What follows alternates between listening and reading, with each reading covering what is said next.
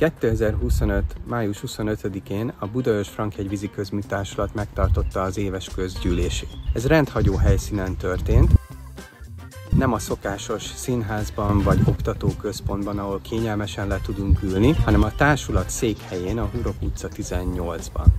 Ugyanis történt, hogy a 2025. februári közgyűlésünkön, amit a Matrix Oktatási Központban tartottunk, a polgármesteri hivatal műszaki ügyosztályának ügyintézője megjelent, és felolvasta azt a levelet, amit Lőrinc Mihály küldött, még pár órával a közgyűlés megkezdése előtt, hogy szerinte érvénytelen lesz a közgyűlés. Állításuk szerint a polgári törvénykönyv kimondja, hogy a cégeknek a közgyűlést a cég székhelyén kell megtartani. Ez rendkívül nehéz helyzetben hozza a mi társulatunkat, ugyanis 1500 taggal rendelkezünk. A közgyűlés után Lőrinc Mihály törvényességi felügyeleti eljárást kezdeményezett, de a cégbíróság ezt elutasította. A májusi közgyűlésünkön az elkötelezett tagoknak hála meg tudtuk tartani az éves közgyűlést itt a Hurok utca 18-ban. Hozták a kis székeiket, le tudtak ülni, és meg tudtuk szavazni az új alapszabályzatunkat. A napirendi pontok között a legfontosabb az alapszabály módosítása volt, ugyanis az alapszabályt régóta nem módosítottuk, illetve régóta tartalmazott olyan elemeket, amik bonyolítják az ügyintézést, az adminisztrációt, a tervezhetőséget és az átláthatóságot. Minden egyes alapszabálymódosítást természetesen el lehet olvasni a dokumentumtárba a frankhegyvíz.hu-n, de ezek a módosítások mindegyike egyértelműen a transzparenciát szolgálja, a folyamatok átláthatóságát és a társulat működésének egyszerűsítését. A többi napi rendi pontunkban megtartottam az éves beszámolómat, amit szintén a honlapon olvashatnak. Bencsát Gergő, az ellenőrző bizottságnak az elnöke pedig megtartotta a pénzügyi beszámolóját. Ezt követően a költségvetésről is beszélgettünk, természetesen ezt is megtalálják a honlapon. A tervnek nagy része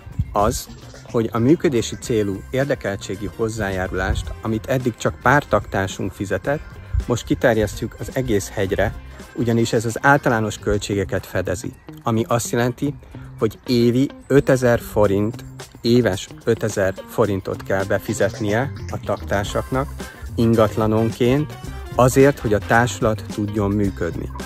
Mi nem kérünk pénzt a munkánkért, de a társulatnak szüksége van pénzre, ügyvédi költségekre, adminisztrációra és természetesen papírra.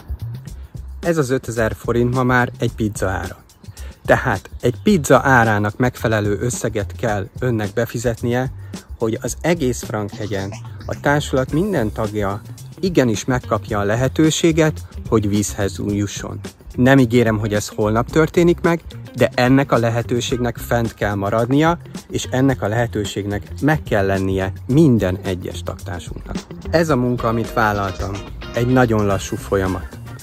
Rengeteg munkával jár, rengeteg feladattal jár, és rengeteg levéllel jár, amit lehet, hogy önök nem látnak.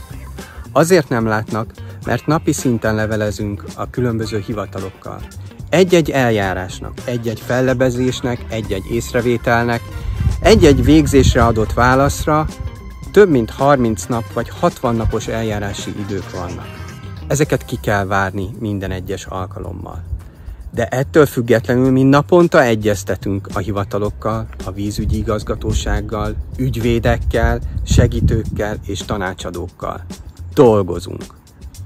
A nehézségek ellenére a társulat elnökeként én vállaltam, hogy a Budaörs-Frankhegy Víziközműtársulat igenis megteszi azokat a feladatait, amit rá a törvény kiszabott. Higgyék el nekem, hogy ilyen politikai ellenszélben, amikor az önkormányzat minden eszközt, törvényest vagy törvénytelen eszközt megragad, hogy akadályozza a társulat működését, akár akadályozza azt, hogy bármilyen közművesítés történjen Frankhegyen, mi itt vagyunk, itt leszünk, és a többi tulajdonos társammal önökért leszünk, és azért, hogy Budaörsnek Frankhegy gyöngyszeme legyen, ne pedig egy szégyenfoltja. Hiszek abban, hogy a munkánk nem felesleges, és napról napra közelebb kerülünk a célunkhoz. Ahhoz, hogy Frankhegyen legyen víz.